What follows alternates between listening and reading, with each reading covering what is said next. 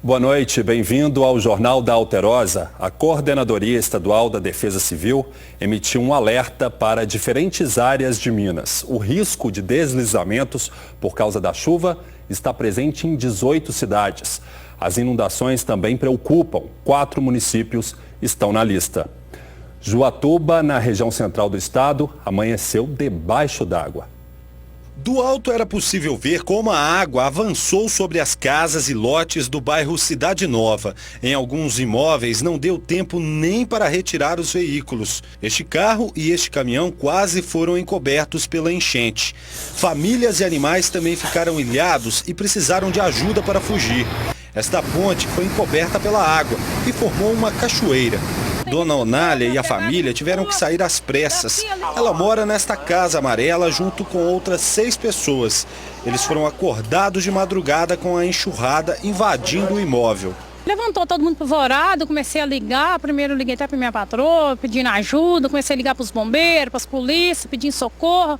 O que nós fazíamos para sair de casa? Quando eu saí de casa, a água já estava batendo aqui já, 4 horas da manhã. Não deu para resgatar nada, somente os documentos. De acordo com a Defesa Civil, 20 casas foram atingidas e 80 pessoas ficaram desabrigadas. Ninguém se feriu. Algumas foram levadas para um abrigo em Juatuba. Os vizinhos ajudaram, guardando os móveis de outros moradores. Ajudamos a tirar e trouxemos para cá e estamos aqui tudo, né? Segundo os moradores, choveu forte desde as 3 da tarde de terça-feira. E essa chuva se prolongou durante a madrugada, o que provocou o transbordamento do Ribeirão Mateus Leme, que passa logo ali atrás. Mesmo na parte da manhã desta quarta-feira, quando a chuva deu uma trégua, o nível da água em vários pontos continua alto. Volta de 3 horas da manhã, eu fui acionado aqui pelos moradores, estive ao local, eu vi que não dá para resolver sozinho, porque fui no Corpo Bombeiro, trouxe o Corpo Bombeiro aqui, eles começaram a trabalhar e já chamaram outra equipe de reforço de Belo Horizonte para poder atender aqui. O temporal também provocou estragos em Mateus Leme. 11 vagões tombaram e uma locomotiva e um outro vagão descarrilaram depois que o barranco cedeu por causa da forte chuva. Parte da carga de milho que vinha do Triângulo Mineiro e seguiria para o porto de Tubarão, no Espírito Santo, ficou espalhada pelos trilhos. A Ferrovia Centro-Atlântica, responsável pela composição, afirmou que ninguém se feriu no acidente.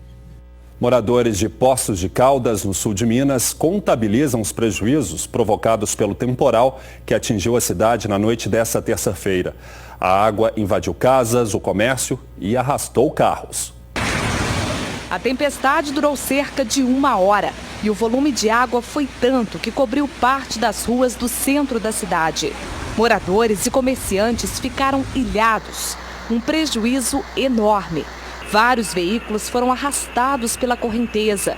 Trabalhadores e moradores tentavam se proteger. A água invadiu muitos estabelecimentos. Repare nessa imagem. A porta de ferro arrebenta e vários produtos são levados. Nossa, vai entrar aqui, gente. Vai entrar aqui.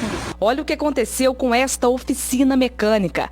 A água estourou uma parede e os carros ficaram empilhados. Um dos veículos arrastados pela água teria furado um cilindro de produto químico. Houve risco de explosão. A Avenida João Pinheiro foi tomada pela água. Virou pura água, não dá para ver a pista, pura água. Várias lojas tiveram as portas quebradas com a força da água e, segundo a Guarda Municipal, alguns estabelecimentos foram saqueados. Teve gente que não se importou com a chuva, olha bem. Alguns bairros também foram atingidos. No Santa Augusta, 2 carros foram soterrados após um deslizamento de terra. E no bairro São José, uma pessoa teria ficado ferida após um barranco cair e atingir o condomínio no Morada das Flores. O Hospital Santa Lúcia também ficou alagado. Toda a área central de Poços de Caldas foi isolada e os moradores do entorno foram retirados do local. A prefeitura preparou um alojamento no complexo Santa Cruz para atender os moradores. Gente do céu, cara. Segundo o Departamento Municipal de Água e Esgoto de Poços de Caldas, choveu mais de 150 milímetros num período de 2 horas, o que equivale ao valor aproximado do volume para um mês. Segundo a Prefeitura, 40 imóveis foram atingidos pela inundação, mas não há desabrigados. 3 famílias ficaram desalojadas, elas foram levadas para a casa de parentes. E os estragos não param por aí. Outras cidades do estado também sofrem com as consequências do excesso de chuva. Esta ponte em Guanhães, no Vale do Rio Doce, desabou nessa manhã, deixando moradores ilhados. Veja o momento em que a estrutura é levada pela correnteza. A tubulação acabou sendo arrancada. A ponte estava interditada havia 2 semanas e não suportou o volume das águas. Em Ferros, na região central do estado, o rio Santo Antônio transbordou. A água também danificou uma ponte, como mostram as imagens enviadas pelo telespectador Antônio Almeida. Segundo moradores, vários locais estão intransitáveis e centenas de pessoas desabrigadas. Moradores de Governador Valadares também sofrem com a chuva que não para há 1 semana. Um muro desabou em cima desta casa. 4 crianças estavam no imóvel. Na parte baixa da cidade, o Rio Doce continua sendo a maior preocupação. Em dias normais, o nível chega a 80 centímetros. Com a chuva nas cabeceiras, ele atingiu os 2,50 metros. A comunidade ribeirinha faz o monitoramento. A água está bem perto das casas. A correnteza leva tudo o que tem pela frente, inclusive lixo. Em Nova Serrana, no centro-oeste, 2 córregos transbordaram e inundaram parte da cidade. Nesta casa, os móveis tiveram que ser colocados para cima. Os cômodos ficaram cheios de lama. Muita gente reclama que não há escoamento de água em vários bairros. São dos moradores. O volume de água na usina do Gafanhoto, em Divinópolis, impressiona. 10, 15 anos atrás acontecia sempre. Agora, nesses últimos 6, 8 anos, não. Com as chuvas, o nível do Rio Pará está bem mais alto que o normal. O local virou ponto turístico. Cinéas fez questão de registrar. Não se vê isso todo dia. Eu moro aqui há 9 anos. É a segunda enchente que eu vejo assim. A boa notícia é que o nível do Rio Itapecerica baixou e a tendência é que diminua ainda mais nos próximos dias. Segundo a Defesa Civil, o rio está hoje com 5,26 metros, sendo que há poucos dias chegou a 6,14 metros. De acordo com a Prefeitura, a partir de 7 metros já haveria enchente na cidade. Felizmente, apesar do elevado volume de chuvas, não foram registrados problemas graves aqui em Divinópolis. Ainda assim, para a Defesa Civil, o alerta continua. Se o tempo continuar da forma que está, a perspectiva é que o rio, na tendência, está em queda, caiu muito de ontem para hoje, o nível dele, e isso a gente tem certeza de que hoje não teria inundação, a menos que viesse uma tromba d'água que foge ao nosso controle, a montante de Divinópolis, que pudesse causar um volume maior de água na cabeceira e, consequentemente, em Divinópolis sofreria. A chuva até deu uma trégua, mas de acordo com os meteorologistas, a zona de convergência do Atlântico Sul continua estacionada sobre a região centro-oeste do estado e o tempo vai permanecer instável. Preocupação redobrada para quem vive em áreas de risco. No bairro São Luís, um barranco cedeu e por pouco não atingiu esta casa. A Defesa Civil continua a monitorar os pontos críticos da cidade. Nós vamos estar repassando todas as informações, se houver mudança de tempo, para todos os meios de comunicação, para que todo mundo fique bem informado. Os moradores continuam de olho no rio, torcendo para que o nível não volte a subir. Ele não aumenta mais não, senão vai atingir as pessoas, tadinho, né? Acho que não tem problema mais não. Lá vai passando a chuva. Quem vive em um dos pontos mais críticos da Vila Cafezal, em Belo Horizonte, é orientado a deixar o local. Boa parte dos imóveis foi construída em cima de um lixão. Com a chuva, o risco de deslizamentos é maior. Basta apenas as nuvens anunciarem chuva para 106 famílias da Rua Sustenido, na Vila Cafezal, ficarem atentas. Afinal, com os temporais deste fim de semana, parte de uma casa desabou e os destroços atingiram uma criança com deficiência. A Defesa Civil esteve no local e alertou sobre a possibilidade de novos deslizamentos. Mesmo assim, muitos moradores ignoram os perigos. Às vezes, dependendo desse tempo, assim, chuva, uma semana direto, chuva caindo, a gente fica um pouquinho apreensivo, mas depois passa. Porque eu acho que não tem risco nenhum não, porque tem muito tempo que esse pessoal mora aqui, nunca vi nada cair. E a confiança de que o pior não vai acontecer é tanta que este pastor começou até a construir uma igreja no local. Não tem medo não, porque Deus está no controle de tudo. O grande problema aqui é que as casas e barracos foram construídos em cima de um antigo lixão. Se a gente perceber bem, dá para ver as camadas de entulho e também de sacolas. E por causa dessa chuvarada toda, esta parte aqui já cedeu e corre o risco de ceder ainda mais. Muitas pessoas que moram aqui são pessoas que baixa renda, não tem local para morar, então acha melhor ficar aqui. Em outubro do ano passado, geólogos e especialistas em áreas de risco fizeram estudos e divulgaram um laudo preocupante. Mesmo sem saber quando, eles afirmaram: toda esta área vai desabar. De acordo com o coordenador da Defesa Civil de Belo Horizonte, trabalhos de monitoramento são feitos no local diariamente. Ainda segundo ele, desde 2010 a prefeitura tenta retirar as famílias da área invadida. Já são 4 pastas imensas de processos. Então a prefeitura optou por entrar na justiça para conseguir isso. Mas o ideal é que nós tivéssemos a segurança jurídica, para na hora que uma pessoa começasse a construir, nós apreendermos os materiais dela, nós impedirmos que ela construísse. E aí nós não teríamos áreas de risco, nem invadidas e nem áreas de preservação ambiental também invadidas, que acabam se tornando uma área de risco. Veja agora a previsão do tempo para amanhã em Minas.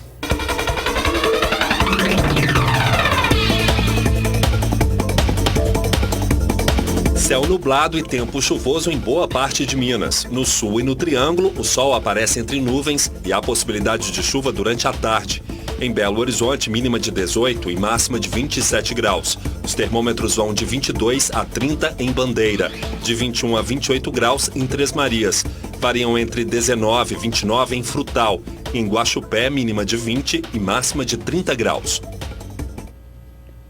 O Conselho de Administração da Samarco aceitou hoje os pedidos de afastamento temporário do diretor-presidente da empresa, Ricardo Vescovi, e do diretor de operações, Kleber Terra. Os dois alegaram que a licença é fundamental para a dedicação às defesas no processo que investiga as causas do rompimento da barragem de Fundão, em Mariana. No lugar de Vescovi, assume o atual diretor comercial, Roberto Carvalho. Já para a função de diretor de operações, fica o diretor de projetos e ecoeficiência, Mauri de Souza. Preso pela Guarda Municipal, suspeito de assediar sexualmente várias mulheres no bairro Floresta, em Belo Horizonte. As vítimas foram à delegacia fazer o reconhecimento do homem, que é do Rio de Janeiro. As mulheres estavam apavoradas com a ação do homem, que pode ter abordado e se masturbado perto delas. Agora é alívio, né? Agora a gente pode andar, pode trabalhar tranquila. Vou encaminhar um pedido de prisão preventiva para o juiz, vou levar pessoalmente e nós vamos tentar tirar esse criminoso de circulação. A foto de Ricardo Cavalcante da Silva, de 39 anos, foi espalhada na região onde as vítimas moram e trabalham. Na manhã desta quarta-feira, o homem foi reconhecido por moradores de rua, perto de um abrigo no bairro Floresta. Os frequentadores do abrigo informaram para a gente que reconheceram ele como autor de tentativas de estupro, né, na região, e falaram que iam linchá-lo. Dentro dessa situação, o agente tentou detê-lo e ele empreendeu fuga, sendo cercado e detido pelas viaturas de apoio na Chateaubriand com Rui També. Ele disse que não se aproximou de nenhuma mulher. Eu não fiz nada com ninguém, eu tô tranquilo. Antes da prisão, várias vítimas procuraram a nossa equipe para pedir ajuda. Eu fui atravessar, eu estava sozinha. Quando eu olhei para o meu lado direito, aí ele já estava com o órgão genital para fora se masturbando. Aí ele veio em minha direção. A polícia disse que é importante que outras vítimas procurem a delegacia. É muito importante que elas, tomando conhecimento, compareçam à delegacia de combate à violência sexual e denunciem o fato, para que a gente possa tomar as providências. Apresentado o homem suspeito de matar uma mulher a tiros no bairro Nazaré, em Belo Horizonte. O crime pode estar ligado ao tráfico de drogas. Fernando Ferreira Maximiano, de 30 anos, foi preso no bairro Cabral, em Contagem. Ele é acusado de matar a tiros em junho do ano passado a Indelésia Honorato, de 32 anos, namorada de um rival do tráfico. De acordo com as investigações, Fernando comandava uma boca de fumo no aglomerado da Luz, na região nordeste da capital. Local antes gerenciado pelo namorado da vítima, conhecido como Dário. O indiciado Fernando estava traficando naquela localidade e procedeu à expulsão do Fernando da Favela da Luz. E resignado, o Fernando se armou e voltou para a favela para acertar as contas com Dário. E como não o encontrou, acabou matando a vítima, a Andelésia, com 8 tiros de pistola calibre 45. Ainda segundo a Polícia Civil, o motivo do crime seria vingança. Quando ele abraçou a Andelésia e efetuou os disparos, ele perguntou, cadê o Dário? Ela falou que não sabia, que provavelmente ele teria ido até o bairro Nazaré comprar pão. Ele então a abraçou, encostou a arma de fogo e disse, Judas tem que morrer, efetuando 8 disparos de arma de fogo. O autor dos disparos ainda teria expulsado a família da vítima do aglomerado.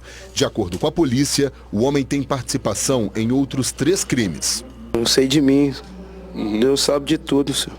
Não adianta. Pode me acusar aqui agora, mas não adianta. A justiça de Deus é uma só. Estão presos os 2 suspeitos de assaltar uma pizzaria em Varginha. Um deles chegou a pedir desculpa para as vítimas. Washington Luiz Porto Narente, de 21 anos, foi preso quando chegava em casa.